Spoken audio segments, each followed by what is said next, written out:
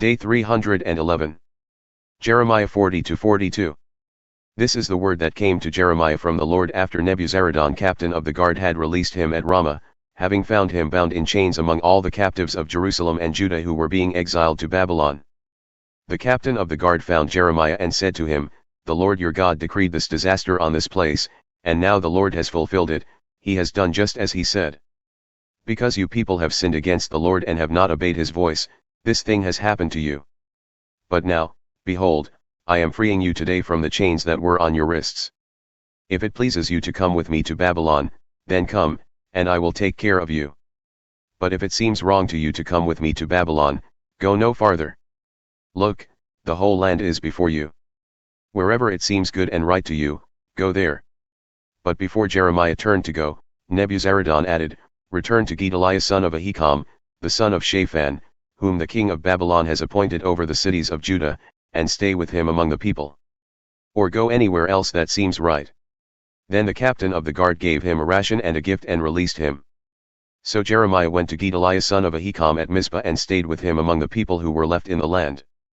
When all the commanders and men of the armies in the field heard that the king of Babylon had appointed Gedaliah son of Ahikam over the land and that he had put him in charge of the men, women, and children who were the poorest of the land and had not been exiled to Babylon, they came to Gedaliah at Mizpah, Ishmael son of Nethaniah, Johanan and Jonathan the sons of Kareah, Seraiah son of Tanhumeth, the sons of Ephai the Netophathite, and Jezaniah son of the Maacathite, they and their men. Gedaliah son of Ahikam, the son of Shaphan, swore an oath to them and their men, assuring them, "Do not be afraid to serve the Chaldeans. Live in the land and serve the king of Babylon, and it will go well with you. As for me, I will stay in Mizpah to represent you before the Chaldeans who come to us. As for you, gather wine grapes, summer fruit, and oil, place them in your storage jars, and live in the cities you have taken." When all the Jews in Moab, Ammon, Edom, and all the other lands heard that the king of Babylon had left a remnant in Judah and had appointed Gedaliah son of Ahikam, the son of Shaphan, over them, they all returned from all the places to which they had been banished and came to the land of Judah, to Gedaliah at Mizpah. And they gathered an abundance of wine grapes and summer fruit. Meanwhile, Johanan son of Kareah and all the commanders of the armies in the field came to Gedaliah at Mizpah and said to him, "Are you aware that Baalis king of the Ammonites has sent Ishmael son of Nethaniah to take your life?" But Gedaliah son of Ahikam did not believe them. Then Johanan son of Kareah spoke privately to Gedaliah at Mizpah. "Let me go and kill Ishmael son of Nethaniah," he said. "No one will know it. Why should he take your life and scatter all the people of Judah who have gathered to you, so that the remnant of Judah would perish?" But Gedaliah son of Ahikam said to Johanan son of Kareah, "Do not do such a thing. What you are saying about Ishmael is a lie." In the 7th month, Ishmael son of Nethaniah, the son of Elishama, who was a member of the royal family and one of the king's chief officers, came with 10 men to Gedaliah son of Ahikam at Mizpah, and they ate a meal together there. Then Ishmael son of Nethaniah and the 10 men who were with him got up and struck down Gedaliah son of Ahikam, the son of Shaphan, with the sword, killing the one whom the king of Babylon had appointed to govern the land. Ishmael also killed all the Jews who were with Gedaliah at Mizpah, as well as the Chaldean soldiers who were there. On the 2nd day after the murder of Gedaliah, when no one yet knew about it, 80 men who had shaved off their beards, torn their garments, and cut themselves came from Shechem, Shiloh, and Samaria, carrying grain offerings and frankincense for the house of the Lord. And Ishmael son of Nethaniah went out from Mizpah to meet them, weeping as he went. When Ishmael encountered the men, he said, "Come to Gedaliah son of Ahikam." And when they came into the city, Ishmael son of Nethaniah and the men with him slaughtered them and threw them into a cistern. But 10 of the men among them said to Ishmael, "Do not kill us, for we have hidden treasure in the field, wheat, barley, oil, and honey." So he refrained from killing them with the others. Now the cistern into which Ishmael had thrown all the bodies of the men he had struck down along with Gedaliah was a large one that King Asa had made for fear of Baasha king of Israel.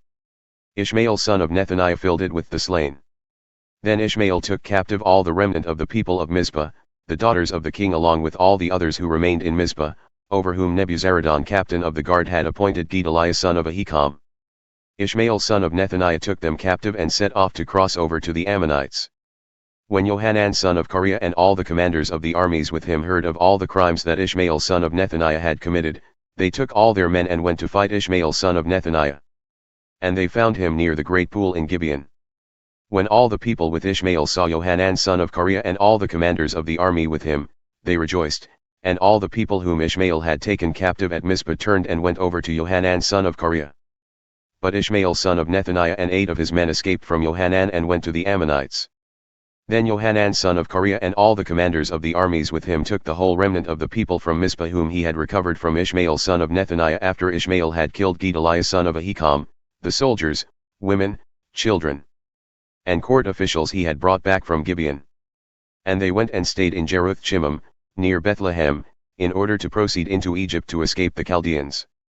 For they were afraid of the Chaldeans because Ishmael son of Nethaniah had struck down Gedaliah son of Ahikam, whom the king of Babylon had appointed over the land. Then all the commanders of the forces, along with Johanan son of Kareah, Jezaniah son of Hoshaiah, and all the people from the least to the greatest, approached Jeremiah the prophet and said, May our petition come before you, pray to the Lord your God on behalf of this entire remnant. For few of us remain of the many, as you can see with your own eyes. Pray that the Lord your God will tell us the way we should walk and the thing we should do. I have heard you, replied Jeremiah the prophet. I will surely pray to the Lord your God as you request, and I will tell you everything that the Lord answers, I will not withhold a word from you. Then they said to Jeremiah, May the Lord be a true and faithful witness against us if we do not act upon every word that the Lord your God sends you to tell us. Whether it is pleasant or unpleasant, we will obey the voice of the Lord our God to whom we are sending you, so that it may go well with us, for we will obey the voice of the Lord our God. After 10 days the word of the Lord came to Jeremiah, and he summoned Johanan son of Kareah, all the commanders of the forces who were with him, and all the people from the least to the greatest. Jeremiah told them, Thus says the Lord, the God of Israel, to whom you sent me to present your petition, if you will indeed stay in this land, then I will build you up and not tear you down, I will plant you and not uproot you, for I will relent of the disaster I have brought upon you.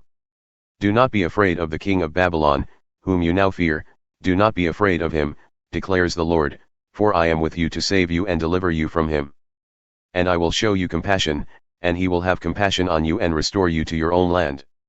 But if you say, We will not stay in this land, and you thus disobey the voice of the Lord your God, and if you say, No, but we will go to the land of Egypt and live there, where we will not see war or hear the sound of the ram's horn or hunger for bread, then hear the word of the Lord, O remnant of Judah. This is what the Lord of hosts, the God of Israel, says, If you are determined to go to Egypt and reside there, then the sword you fear will overtake you there, and the famine you dread will follow on your heels into Egypt, and you will die there. So all who resolve to go to Egypt to reside there will die by sword and famine and plague. Not one of them will survive or escape the disaster I will bring upon them.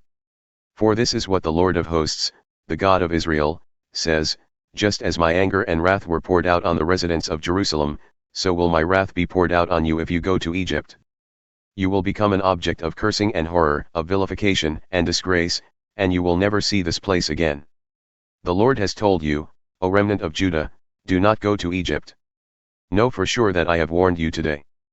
For you have deceived yourselves by sending me to the Lord your God, saying, Pray to the Lord our God on our behalf, and as for all that the Lord our God says, tell it to us and we will do it. For I have told you today. But you have not obeyed the voice of the Lord your God in all he has sent me to tell you. Now therefore, know for sure that by sword and famine and plague you will die in the place where you desire to go to reside. Hebrews 4. Therefore, while the promise of entering his rest still stands, let us be careful that none of you be deemed to have fallen short of it. For we also received the good news just as they did, but the message they heard was of no value to them, since they did not share the faith of those who comprehended it. Now we who have believed enter that rest. As for the others, it is just as God has said, So I swore on oath in my anger, they shall never enter my rest. And yet his works have been finished since the foundation of the world.